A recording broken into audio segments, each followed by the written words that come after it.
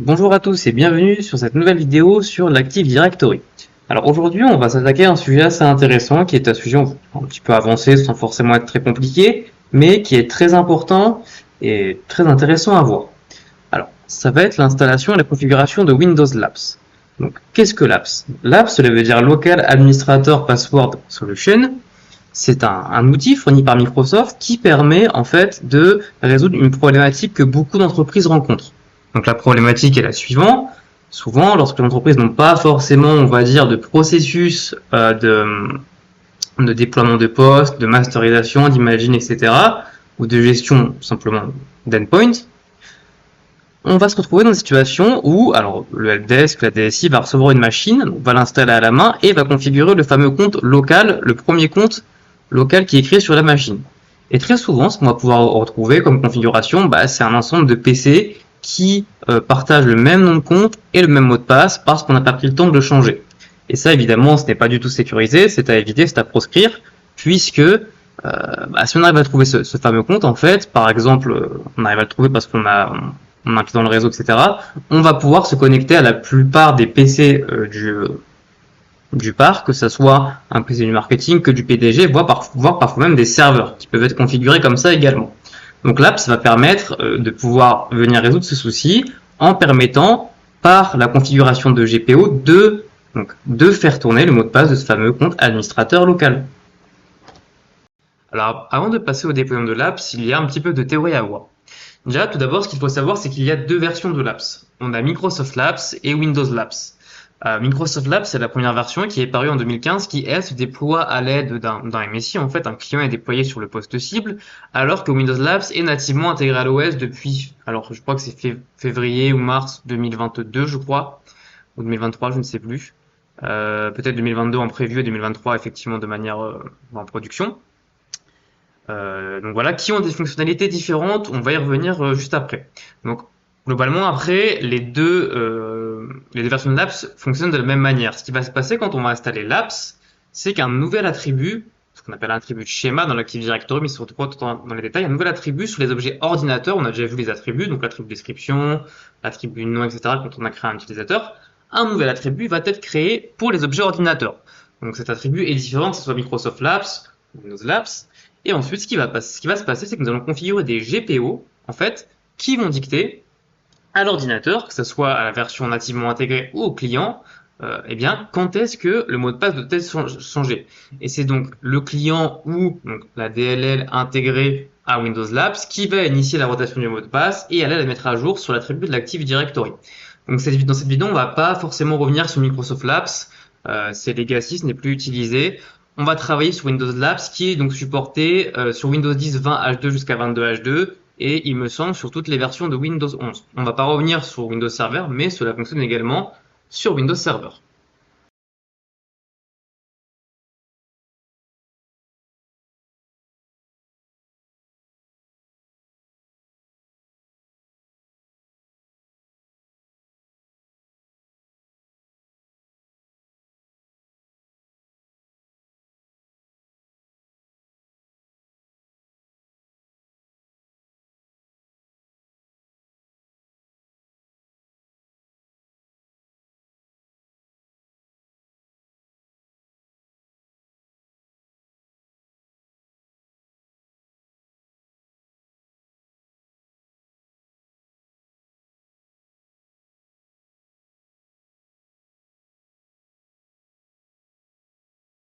La première chose qu'on va faire, c'est s'assurer que notre contrôleur de domaine a bien les prérequis pour supporter l'apps.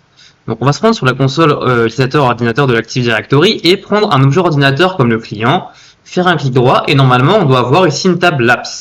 Donc si vous avez la table Labs, ça veut dire que votre Active Directory supporte Windows Labs, sinon il faut passer des mises à jour sur le contrôleur de domaine. Donc maintenant ce qu'on va faire, c'est ouvrir un terminal en administrateur et voir si le module Labs est installé. Donc il avait un autre nom quand c'était Microsoft Labs, mais là il s'appelle vraiment Labs. Donc pour ça, on va taper get command, module, espace module, module, Labs. Donc là, voilà, effectivement, on reçoit un jeu de commandes, donc cela signifie que Labs est disponible. Le module Labs PowerShell. Donc encore une fois, si pour vous il n'est pas disponible, je vous invite à faire les mises à jour sur votre contrôleur de domaine. Donc La première chose que j'ai évoquée tout à l'heure, c'est qu'il allait falloir créer des nouveaux attributs sur l'objet ordinateur. Donc les attributs, ils se voient ici. Si on fait propriété, on va peut-être pas le voir là. Si on ne le voit pas, ce qu'il faut faire, c'est aller dans View et cliquer sur Advanced Features. Ok. Donc on va retourner sur le WebParis, faire un clic droit sur le client, et là on va avoir donc une table Attributs Editor. Donc ça, ce sont tous les attributs qui existent sur la classe objet ordinateur du schéma de l'Active Directory lorsqu'on crée un Active Directory. Lorsqu'on crée un Active Directory. Donc il y en a beaucoup. Voilà, on va les passer, hein, il y en a pas mal.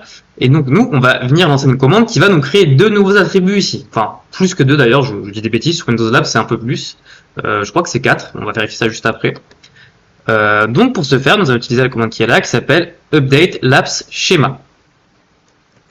Donc attention, le compte qui lance la CMLet doit absolument appartenir au groupe ici, utilisateur, donc au groupe ici, qu'est-ce qu'il est ici, où est-ce qu'il est, schéma admin, voilà, qui a le droit de faire des modifications sur le schéma de l'Active Directory. Et il est conseillé de le faire sur le contrôleur de domaine, pardon, qui a le rôle FSMO schéma master, mais pour nous, bon, bah, on n'a qu'un seul contrôleur, donc il n'y a pas de souci. Maintenant, nous allons lancer la commande. Nous allons, je pense, avoir un avertissement, voilà. Donc effectivement, on va avoir un premier attribut qui va être ajouté. Donc là, au lieu de faire yes to all, on peut faire juste grec. Normalement, on va avoir un deuxième attribut, voilà, un troisième, un quatrième, et du coup, il y en a un cinquième, un sixième, un septième, un huitième attribut. On va y repasser dessus, hein, ne vous inquiétez pas. Ok, bon, ça, on va le laisser. Tac, et voilà. Donc effectivement, on a un peu plus d'attributs que ce que je disais. C'est un peu plus que 4, mais on ne les utilise pas tous forcément tout le temps. Donc maintenant, on va retourner sur notre utilisateur, sur notre ordinateur, pardon, sur Paris, et se rendre à nouveau sur l'attribut éditeur. Donc si on descend maintenant, on devrait avoir, les attributs s'appellent comme ceci, hein, donc on va aller dans MS Labs, voilà, on va aller dans les M, je ne sais pas si j'ai bien rafraîchi, on va voir. A priori, je n'ai pas bien rafraîchi. Alors c'est moi qui ne sais pas aller au bon endroit. Tac, tac, tac. On va monter. Ok. C'est pas grave. Ce qu'on va venir faire, c'est qu'on va venir faire un refresh ici. Client 01. Attribute Editor. Tac, tac, tac. On descend. Pourquoi est-ce qu'on ne le voit pas?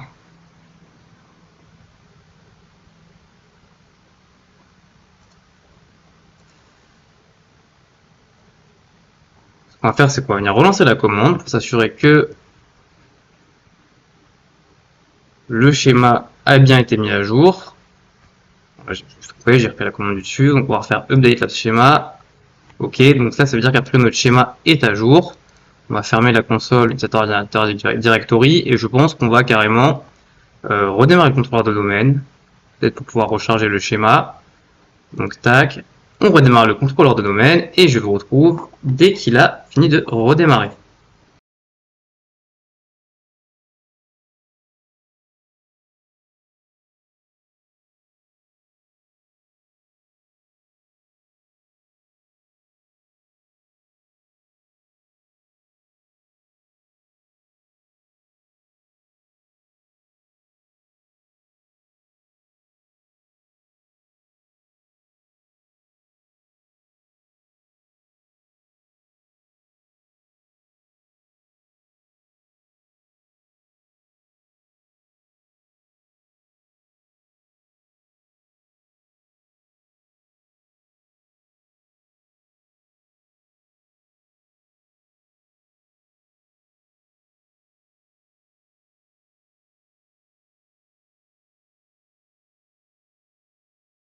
Le contrôleur a fini de redémarrer. Tac, on va se loguer dessus avec le compte administrateur de domaine. Ok. Et on va voir si les nouveaux attributs ont bien été créés pour nos objets ordinateurs. Ensuite, une fois qu'on aura fait ça, qu'on aura validé effectivement que cela a été fait, nous allons pouvoir poursuivre la configuration des GPO et il y a quelques autres petites choses à vérifier avant de pouvoir essayer effectivement d'appliquer la GPO. Alors, donc on ouvre la console ordinateur et utilisateur de l'Active Directory, voilà.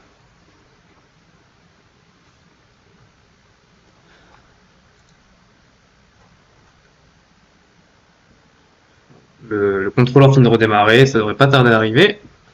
On va attendre quelques instants. Alors, tac, on va quand même la relancer.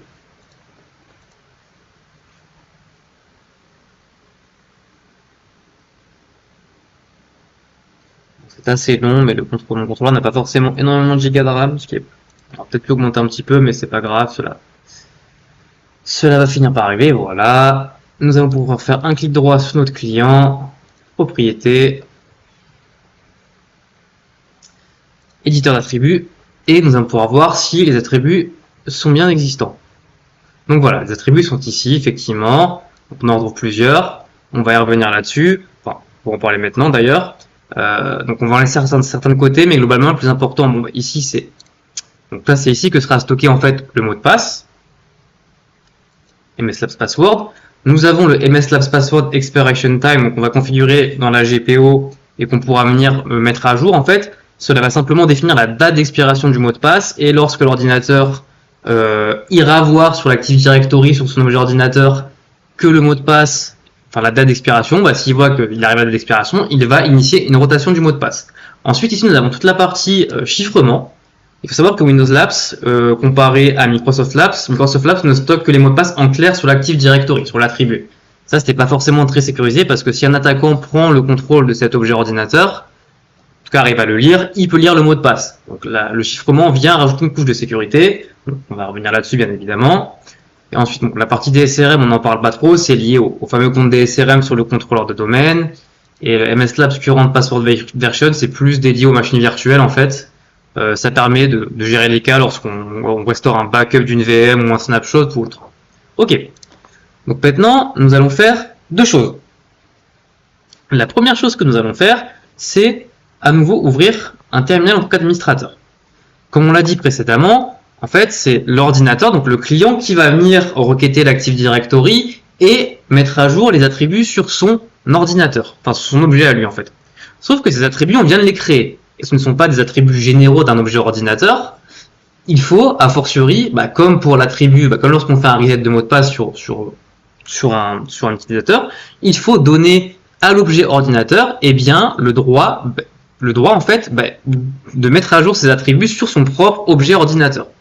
Ça paraît peut-être un petit peu ambigu comme ça, mais voilà, ça va devenir clair. Il faut juste comprendre que c'est un attribut de l'Active Directory. Il y a ce qu'on appelle des ACL, qui définissent qui a le droit de modifier cet attribut.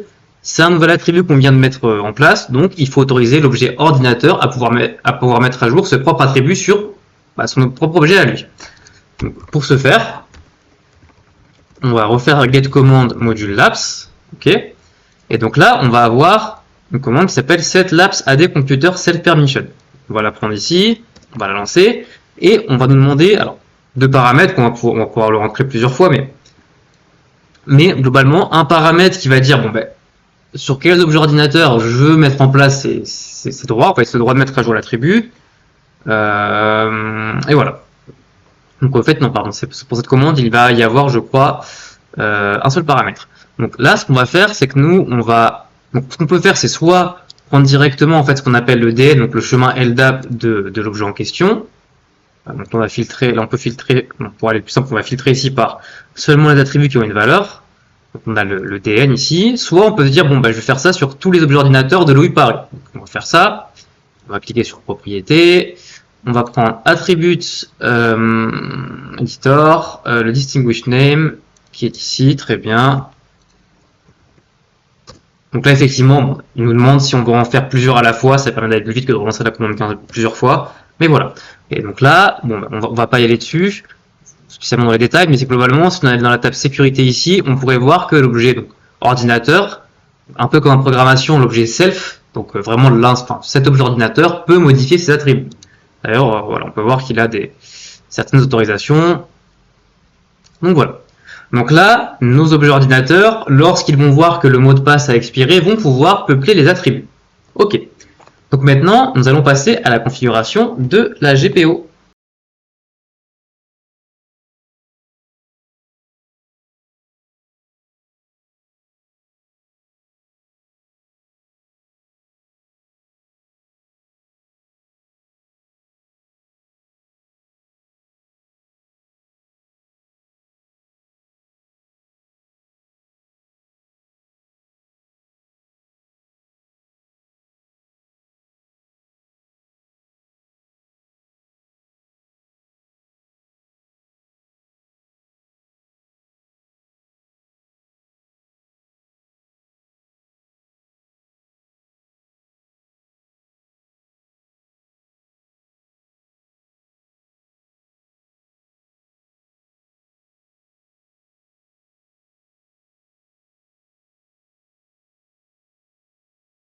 nous allons nous rendre à présent sur la console de gestion des stratégies de groupe. Nous allons l'ouvrir, et comme d'habitude, nous allons créer notre GPO, que nous allons appeler Windows Labs. Ok. Nous allons venir la modifier. Et donc pour la partie Labs, ça va se trouver dans Computer Configuration, Administrative Template, Système, et là on va avoir Labs. Donc c'est possible que ça n'apparaisse pas chez vous. Encore une fois, il va falloir mettre à jour le contrôleur de domaine. Cliquons sur Labs. Donc pour Microsoft Labs, on avait beaucoup moins de paramètres. Là, on a beaucoup plus de paramètres. On va un peu les étudier, on va pas tous les configurer, mais on va voir ce que c'est. Donc bon, Password Backup for DSRM, encore une fois, c'est pour le fameux compte de recovery de l'AD, donc on n'y va pas trop. Ce qu'on va faire, c'est qu'on va directement, je pense, configurer le chiffrement. Donc là, on va pouvoir avoir un historique des mots de passe, en fait. L'historique des mots de passe, ça va permettre justement de conserver au sein de l'Active Directory un historique des anciens mots de passe qui ont été mis à jour. Donc, on va mettre par exemple un, donc on aura le mot de passe actuel et le précédent. Cliquons sur appliquer, cliquons sur suivant. Donc nous on veut activer le chiffrement des mots de passe, on ne veut pas que le mot de passe soit stocké en clair dans l'Active Directory, on va le faire. À partir du moment où on active le chiffrement, il faut configurer un groupe en fait Active Directory qui est capable de déchiffrer ce mot de passe, donc d'y avoir accès. Là, on va pas le faire. En fait, si on le laisse en non configuré, par défaut, ça va être, on va nous le dire normalement, c'est les admins du domaine. Voilà, donc nous on va laisser les admins du domaine, on utilise le compte administrateur depuis le début des vidéos, on va rester là-dessus. Ok. Alors le nom d'administrateur, du compte d'administrateur à manager. Alors là, ce qu'il faut savoir, c'est que Windows Labs ne va pas créer le compte administrateur. Donc il y a deux possibilités. Soit on prend le fameux compte administrateur built-in par défaut qui existe sur Windows. Donc là, si on va aller sur le client. Donc le fameux compte administrateur qu'on rentre lorsqu'on installe Windows Server. Mais ce compte administrateur existe aussi, il faut savoir, sur Windows 10. C'est simplement que par défaut, Windows en fait 10 le désactive lorsqu'il nous demande de créer le premier compte lorsqu'on installe l'OS. On va juste aller venir vérifier ça. Le temps, effectivement, que la session va bien s'ouvrir sur la machine. Ce qu'on va faire, c'est qu'on va continuer à parcourir les paramètres de la GPO et on ira vérifier que ce fameux compte existe bien. Ok. Donc voilà. Donc ce qu'il faut savoir, c'est que là, soit on ne configure pas le paramètre ou on le met en disable et il va gérer ce fameux compte administrateur. Ah, petite erreur. Administrateur local. Soit on va pouvoir spécifier un autre compte à gérer qui est dans le groupe administrateur local de la machine, mais ça. Donc le compte ne sera pas créé, en fait, il va falloir que on le crée à l'aide d'un script ou à la main, etc. Donc nous, on va gérer le compte administrateur local. Donc là, si on va dans gestion de l'ordinateur, sur le client, on peut voir dans utilisateur groupe locaux qu'on a bien un groupe administrateur local qui est désactivé. Windows Labs peut faire la rotation du mot de passe, même si le compte est désactivé. Par contre, attention, je n'ai pas forcément parlé au début, mais l'intérêt d'avoir ça, bon, au-delà de la sécurité, avoir un compte local, ça permet, en cas de problème de communication avec le contrôleur de domaine, dans lequel on ne peut pas se connecter avec un compte de domaine, de pouvoir avoir un compte bris de glace, comme on dit, un compte administrateur local, un compte local pour se connecter. Et donc Windows Labs vient permettre de centraliser, d'avoir ce mot de passe centralement sur l'AD et en avoir un différent sur chaque machine. Donc là, on va pas l'activer, c'est pas grave pour le moment. Quoique si d'ailleurs, on va l'activer parce qu'on pourra le tester. Donc on va faire clic droit, on va l'activer. Il va nous demander de définir un mot de passe, mais voilà, je vais mettre un mot de passe par défaut. Vous pouvez mettre ce que vous voulez. De toute façon, normalement, moi, je vais mettre un mot de passe, voilà, par défaut. Vous mettre ce que vous voulez. Ah, petite erreur. Bon, ce qu'on va faire, c'est qu'on va mettre AZERTY1, mais c'est pas sûr que ça passe. Ok. Oui, pardon, excusez-moi. C'est moi qui suis idiot. Sur le coup, je suis connecté avec le compte John Doe, forcément. Ça va moins bien marcher. Donc on va se reconnecter avec le compte administrateur. Tac. Test administrateur. On va pouvoir le changer.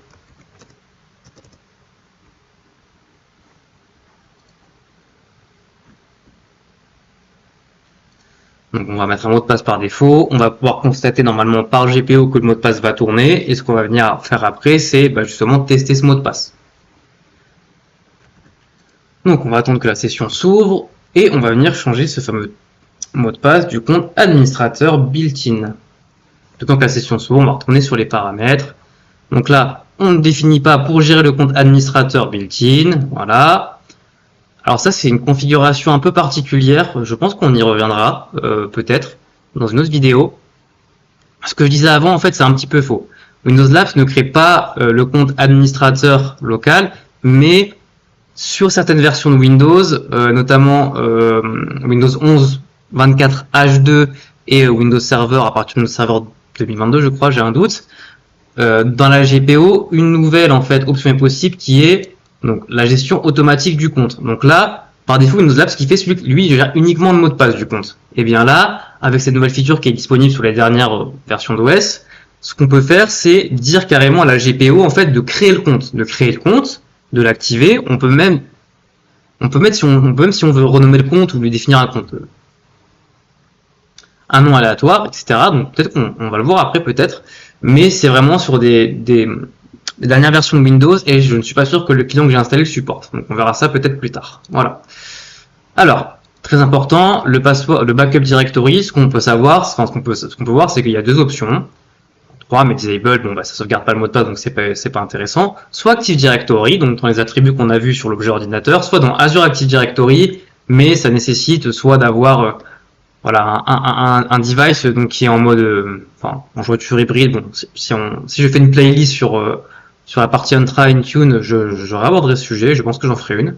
Et donc là on va choisir Active Directory. Ok. Ok. Donc là qu'est-ce qu'il nous dit? Donc là en fait il nous dit que donc ce paramètre c'est quoi?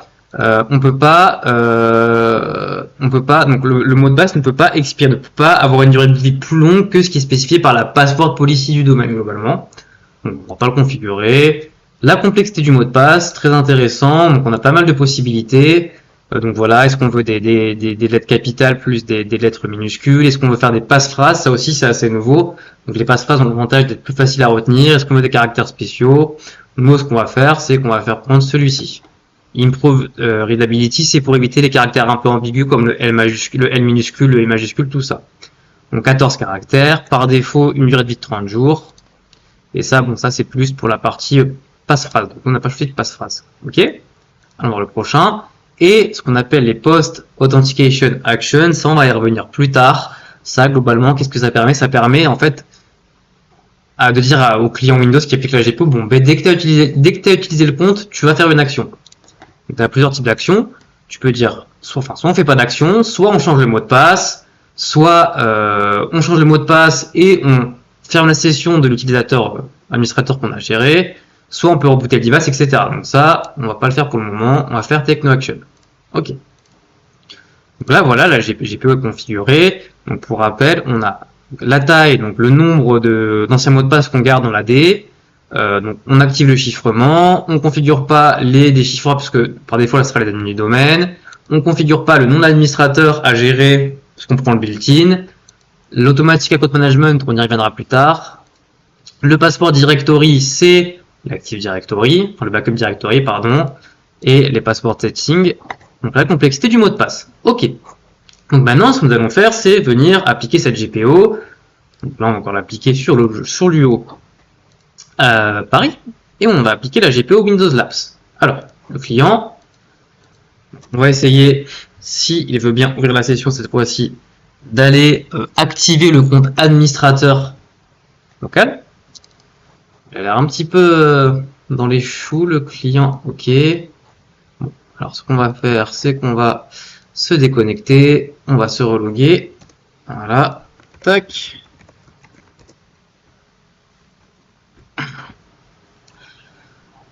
Voilà, on va attendre que la session s'ouvre.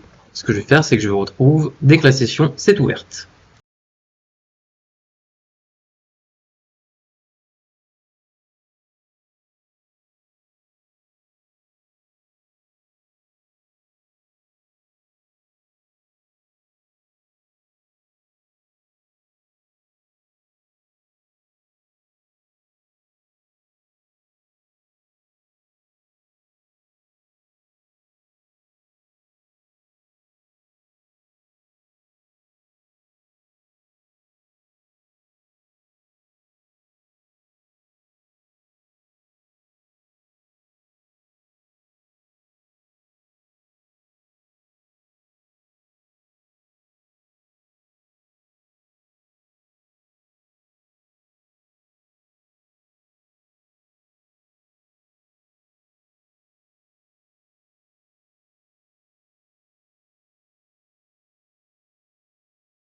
Donc, nous allons venir changer le mot de passe du compte à administrateur local, maintenant, enfin, l'activer surtout, maintenant qu'on est connecté a priori avec l'utilisateur qui a les droits.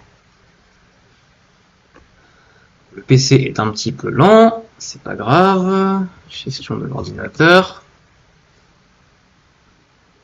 On va attendre que l'indexation se fasse.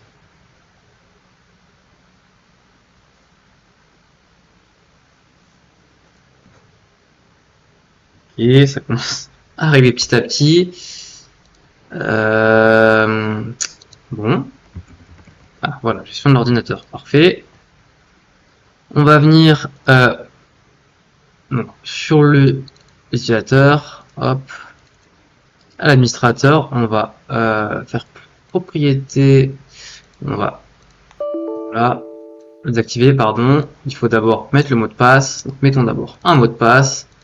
Moi, je mets un mot de passe par défaut. Je vais mettre, allez, par exemple, Paris, Marseille 2025, point d'exclamation.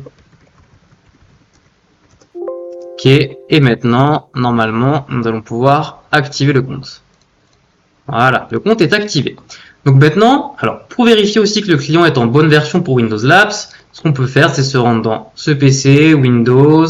Nous allons aller dans Système 32 et nous allons chercher un fichier qui s'appelle labs.dll. S'il est présent, voilà, il est présent, c'est que on peut utiliser Windows Labs. On a la partie CSP pour iTunes. Mais voilà, c'est très bien. Ok. Maintenant, ce qu'on va venir faire, c'est retourner sur le contrôleur de domaine et aller dans la console utilisateur ordinateur de l'Active Directory, prendre notre client, et maintenant que tout est prêt, donc il a le droit de modifier son attribut, on a créé la GPO, ce qu'il faut faire, on va aller sur l'apps, et là ce qu'on va faire, c'est qu'on va faire Expire Now. Donc en faisant ça, en cliquant sur Apply, donc effectivement, le fameux attribut, donc Current Labs Password Expiration, va se peupler. Donc là, ce qu'on va faire, c'est que tout d'abord, on va forcer le client à appliquer la GPO, et ensuite, normalement, il va voir que le mot de passe est expiré, si tant est qu'on soit à la bonne heure, comparé au contrôleur, mais là on l'est, et essayer de mettre à jour son mot de passe. Allez, faisons un GP update /force.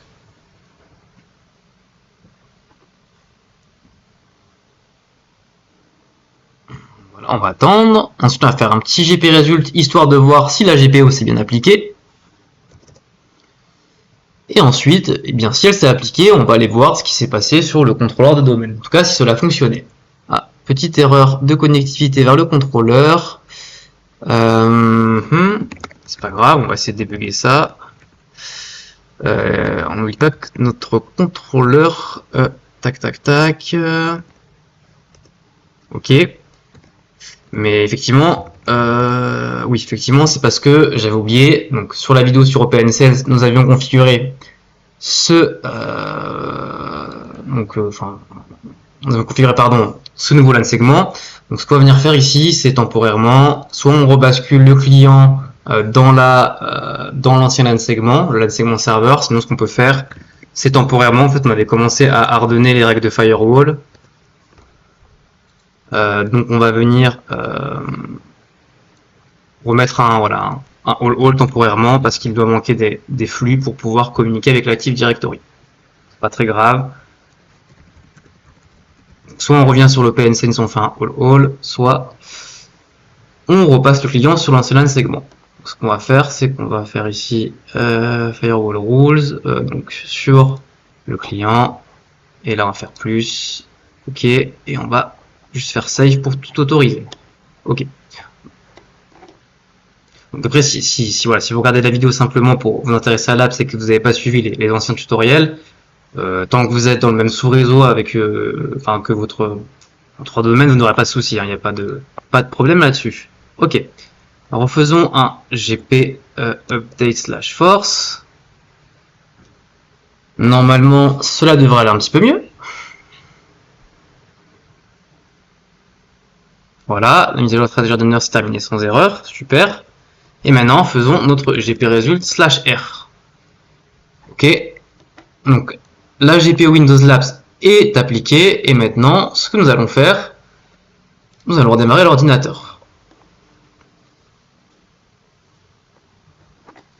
On va le redémarrer, mais allons déjà voir quand même sur le contrôleur, sait-on jamais, si le mot de passe Labs s'est mis à jour.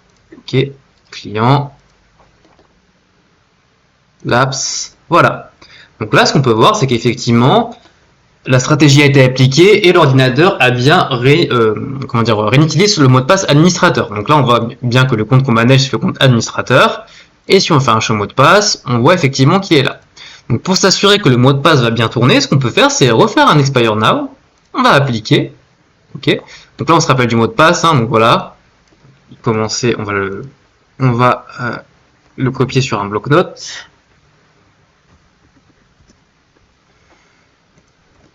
Ok, on a mis la date d'expiration. Nous allons revenir pour redémarrer le client une deuxième fois. On va lui laisser un peu de temps pour démarrer. On fera un petit refresh sur la console ici, utilisateur ordinateur Active Directory, et on verra si le mot de passe est différent de celui que nous avons configuré. Là, encore une fois, parce qu'on a forcé l'expiration maintenant, sinon ça aurait été au bout de 30 jours, comme configuré dans la GPO. Ok, on va essayer. Petit refresh, properties. Alors, tac, iPassword, pour l'instant, ça n'a pas encore été fait. On sur le client, l'apps, ok, c'est toujours le même mot de passe. Alors, ce qu'on va faire, c'est qu'on va à nouveau redémarrer le client. Et sinon, on va voir qu'il y a d'autres méthodes, ça ne marche pas, ça sera encore mieux, on va le voir avec PowerShell. Alors, nous allons faire un petit coup de refresh. Est-ce que ça a marché? Non, le mot de passe n'a pas encore changé. Donc ce que nous allons faire... Ah, oula, petit souci, c'est pas grave, on va redémarrer l'ordinateur. Donc ce que nous allons faire, c'est que sur le client, également, on a aussi une commande PowerShell qui nous permet d'initier la réalisation du mot de passe. Faut savoir que, en fait, il me semble que comparé à la version Microsoft Labs où le processus en fait de mise à jour du mot de passe était lancé lorsque l'ordinateur globalement réappliquait les GPO. Maintenant que c'est intégré à l'OS, en fait, c'est un cycle un peu différent. C'est pas toutes les heures 30 ou voilà, la durée de refresh des GPO, c'est indépendant. Donc c'est pour ça que parfois ça peut ne pas forcément marcher. On va quand même revérifier histoire de s'assurer de la chose.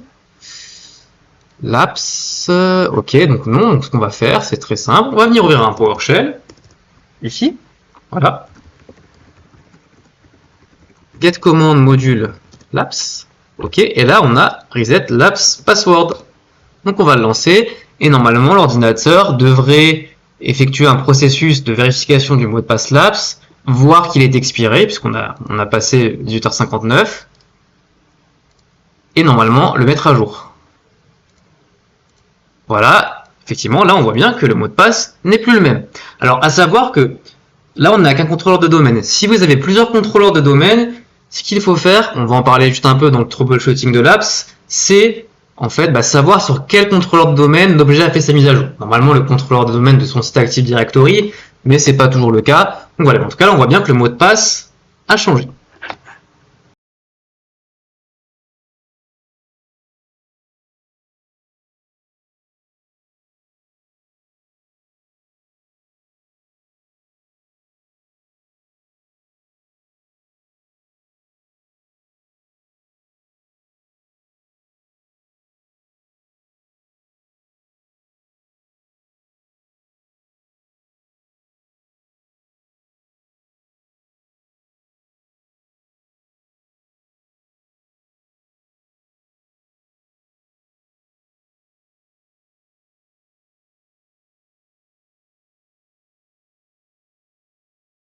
Alors nous allons passer rapidement en conclure cette vidéo sur la partie troubleshooting.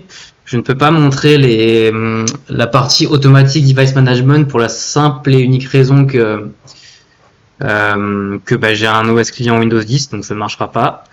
Il faudra un Windows 11 24H2. Donc ce qu'on va faire, c'est qu'on va garder ça plus la partie post-action authentication pour une prochaine vidéo. Donc, par contre, rapidement au niveau du troubleshooting. Je n'ai pas forcément parlé avant, mais vous devez connaître sûrement l'Event Viewer. L'Event Viewer, c'est un outil assez intéressant et formidable pour pouvoir un peu débugger ce qui se passe dans Windows. Et bien là, ce n'est pas exempt de cette fonctionnalité puisqu'il vient créer un nouveau channel pour pouvoir analyser les logs. Et donc, je veux juste, voilà, avant de conclure la vidéo, ce que je voudrais, c'est parcourir avec vous ces channels pour vous montrer un petit peu ce que ça nous dit. Donc, dans Microsoft, Windows, et donc là, si on cherche, on doit avoir quelque part l'apps, voilà. Donc opérationnel, et là, effectivement, on voit qu'il s'est passé pas mal de choses. Donc on a plusieurs types d'évents, voilà, mais globalement, on va retrouver les évents principaux. Donc là, tac, surprend de 0, donc on voit plusieurs types d'évents. Donc là, effectivement, là, on voit la stratégie Laps. Donc c'est bien ce qu'on a défini dans les paramètres de l'Active Directory. Très bien. Ok. Donc que Laps est configuré pour sauvegarder les mots de passe dans l'Active Directory. Donc là, effectivement, c'est quand on a fait la commande reset Laps password. Là, ce que je disais tout à l'heure, on peut voir quel contrôleur domaine utilise Laps. Dans une architecture multisite multicontrôleur, parfois il faudra attendre la réplication entre les contrôleurs pour voir le mot de passe. On peut se dire, ah mince, j'ai pas le mot de passe, ça marche pas, mais c'est simplement qu'il a été inscrit sur un autre contrôleur et qu'il doit être répliqué. Et effectivement, après, bon, il va nous informer, est-ce que la stratégie a réussi ou pas. Là, ça a réussi, et donc c'est nickel.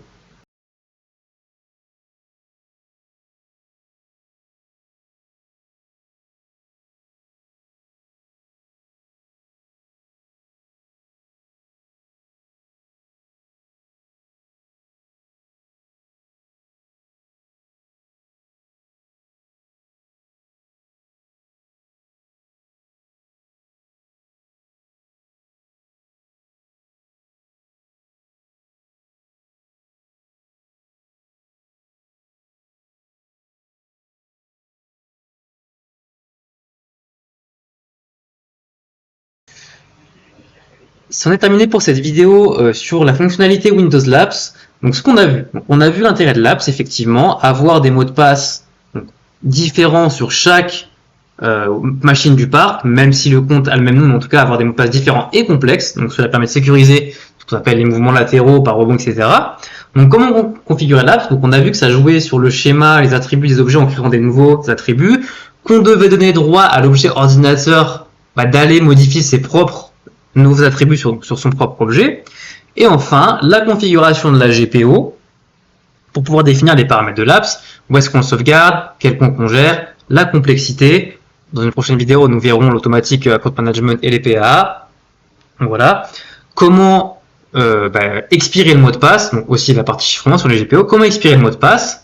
Donc ensuite, nous avons pu voir sur notre client effectivement que après quelques GPO updates et reboot, le mot de passe a été mis à jour. On a pu le tester. Et on a pu voir qu'en l'expirant à nouveau, le mot de passe a à nouveau changé. Donc voilà, c'était tout pour la première partie de cette vidéo sur Windows Labs, feature très intéressante. J'espère qu'elle vous a plu et je vous souhaite à toutes une excellente et à tous une excellente fin de journée.